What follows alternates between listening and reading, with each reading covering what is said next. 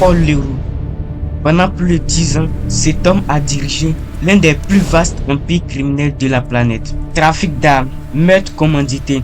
Paul Leroux savait disparaître. Il pensait avoir compris les règles du monde moderne. Pour rester libre, il fallait être invisible. Et il l'a été longtemps. Jusqu'en 2012, cette année-là, Paul Leroux est arrêté par les autorités américaines. Pas à cause d'une arme ni d'un complice, mais ce qu'il a trahi tenait dans sa poche. Une identité silencieuse parlait, même quand lui se taisait. Cette identité tenait dans une petite puce appelée carte SIM. Pour comprendre comment un homme a pu être trahi par une simple puce, il faut d'abord comprendre ce qu'est réellement cette puce. La carte SIM, une identité, pas un accessoire. La carte SIM n'est pas un simple accessoire, c'est une identité numérique. SIM signifie Subscriber Identity Module.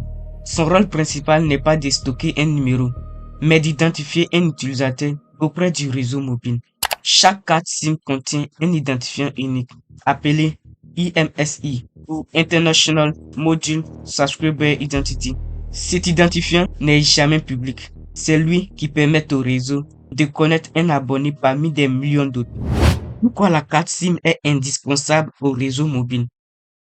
Les réseaux mobiles doivent gérer des millions d'utilisateurs en déplacement constant. Contrairement à Internet filaire où la connexion est liée à un lieu, le réseau mobile doit savoir qui se connecte avec quel droit. La carte SIM répond à ce besoin. Elle permet au réseau d'identifier l'utilisateur, de vérifier son abonnement, d'appliquer des autorisations ou restrictions et de comptabiliser l'usage des services pour la facturation. Sans cette identification, un réseau mobile ne pourrait ni contrôler l'accès à ces services, ni fonctionner correctement. L'évolution de la carte SIM. À l'origine, la carte SIM était physiquement grande et technologiquement limitée. Les premières versions pouvaient stocker peu d'informations et servaient essentiellement à l'identification. Avec le temps, elle s'est miniaturisée, mini SIM, micro SIM, nano SIM. Cette évolution ne répond pas seulement à un besoin de place dans le téléphone, mais à une volonté de standardisation mondiale.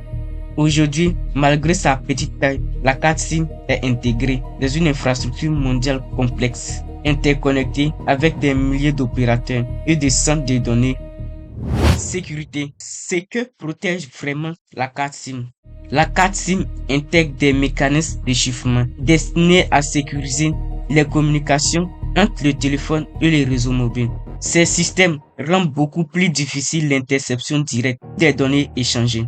Mais cette sécurité ne signifie pas que la carte SIM est impossible à attaquer. Dans de nombreux cas, les failles ne viennent pas de la technologie elle-même, mais des procédures humaines qui l'entourent. L'exemple le plus connu est le SIM swapping.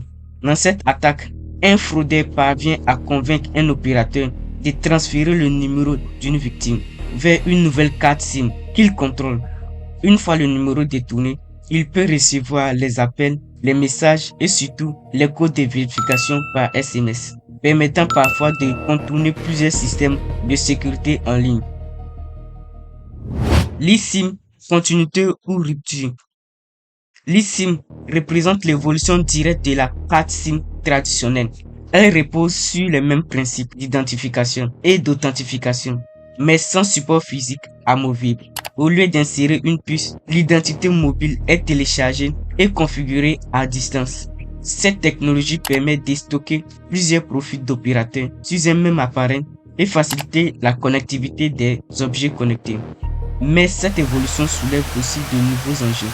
La gestion à distance des profils, la dépendance accrue aux opérateurs et la centralisation des identités mobiles posent des questions importantes en matière de contrôle et de sécurité. La carte SIM n'est pas un gadget, il n'est pas un simple accessoire. C'est un élément central de l'écosystème numérique moderne. Comprendre son rôle, c'est comprendre comment fonctionne la connectivité mobile à l'échelle mondiale. Derrière sa petite taille, derrière son silence, se cache un pouvoir réel, capable de nous identifier, de nous connecter et parfois même de nous trahir.